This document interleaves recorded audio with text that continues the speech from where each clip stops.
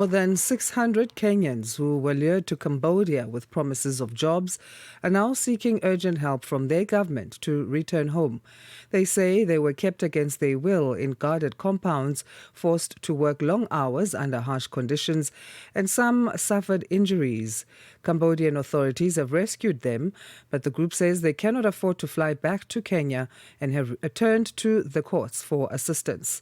Our correspondent in Nairobi, Alex Kiarie, joins us live to explain the latest developments. Alex, good morning, and thanks for making Good time. morning.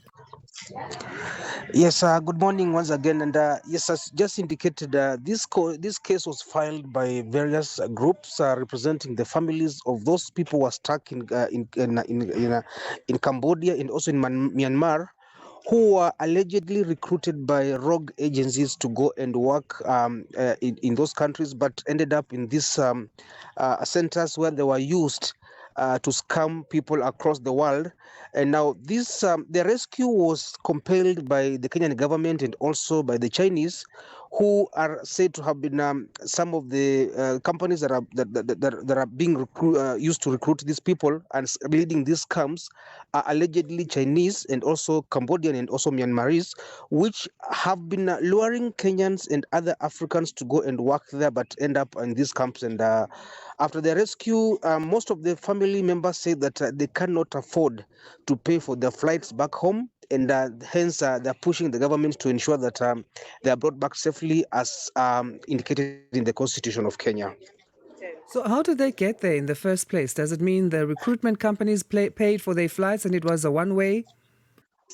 Yes, what happens usually is that we have agencies that are registered in the country which claim to place Kenyans under the overseas placement job placements rather, but they end up in this agents who end up pushing them into this forced labor in other countries that are beyond the indicated in the recruitment of agencies promises. However, what happens is that they pay for their air tickets. They actually assist them in getting passports through our processes here. And once they land in these countries, now they start being forced to work under very deplorable circumstances and environments. And it only takes the intervention of the state to have them brought back. But usually it is a back and forth that mostly ends up in court or in protests in the country here in Kenya. What are they saying in terms of the conditions they've been living under? No, we know that they said they've been in enclosed compounds, some have been injured, and you mentioned earlier that they were forced to make scams.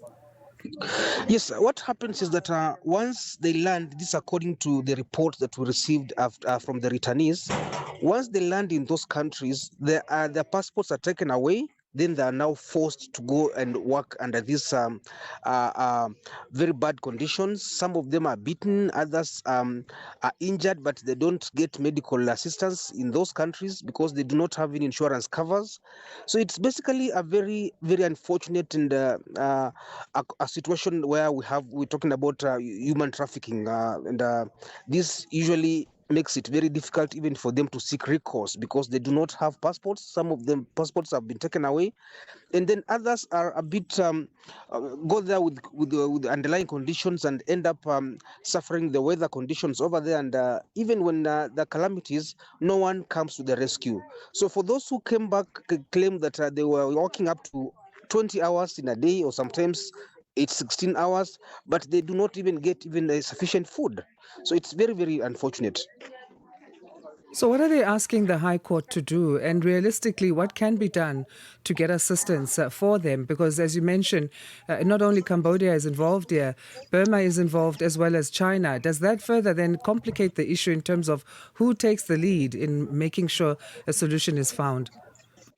No, under the Kenyan constitution, and this is what the groups explored, we have got 18 chapters, and the two that normally deal with the issues to do with citizens is chapter 3, which now talks about citizenship, and chapter 4, which handles the issues to do with the Bill of Rights, which now ensures that the safety of Kenyans within and outside the borders. and also the freedom of expression, the freedom to work and be dignified as citizens of the country.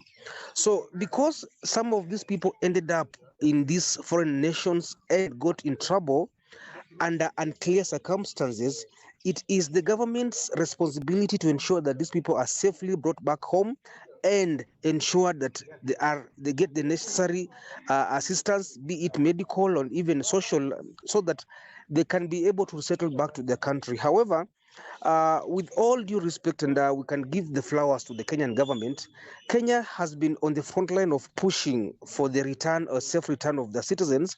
But there are some challenges because, as indicated earlier, some of these people don't have travel papers. Their passports have been taken away. Others don't have the money, the finances to pay for the flights back home.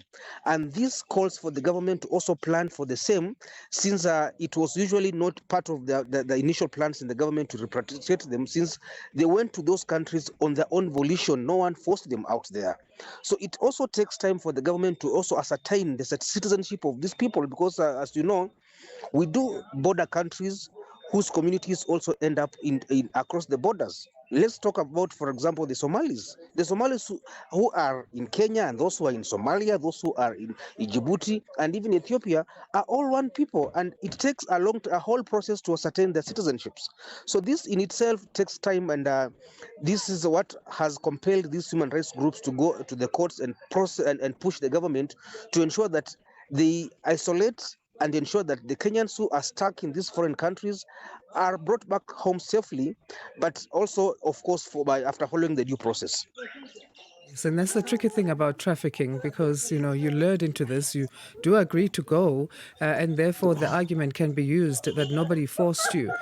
You were not drugged. Exactly. You were very much aware of Exactly. what you were doing. So that will be a tricky one. So there's a February 28 deadline approaching, Alex. What are the risks then that these Kenyans, those ones who are rescued, are facing between now and that time if they're not repatriated in time?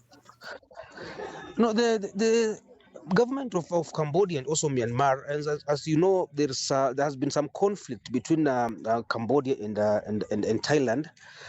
This is something that they have not really confirmed, because they say that as long as these people are in safe custody of the state, there is no specific deadlines for them to be repatriated back home. However, the Kenyan government says that it is working towards meeting this deadline and ensuring that these people return back home safely. But it will definitely take a concerted efforts involving regional governments and also the national and also county governments to ensure that the people who are being brought back home are actually Kenyans. And this in itself takes a process. Right. Let's see how that story develops. But thank you for the update, Alex. We appreciate it this morning. Thank you very much, and God bless. You too. Alex Kiarie is Channel Africa's Nairobi correspondent with the latest on the more than 600 Kenyans rescued from scam centers in Cambodia. We understand Cambodia, China, and Burma are involved in this. We'll develop that story as it gives us more updates. 7:30 Central African Time. Let's get our news headlines. Here's Onele Tsinzi.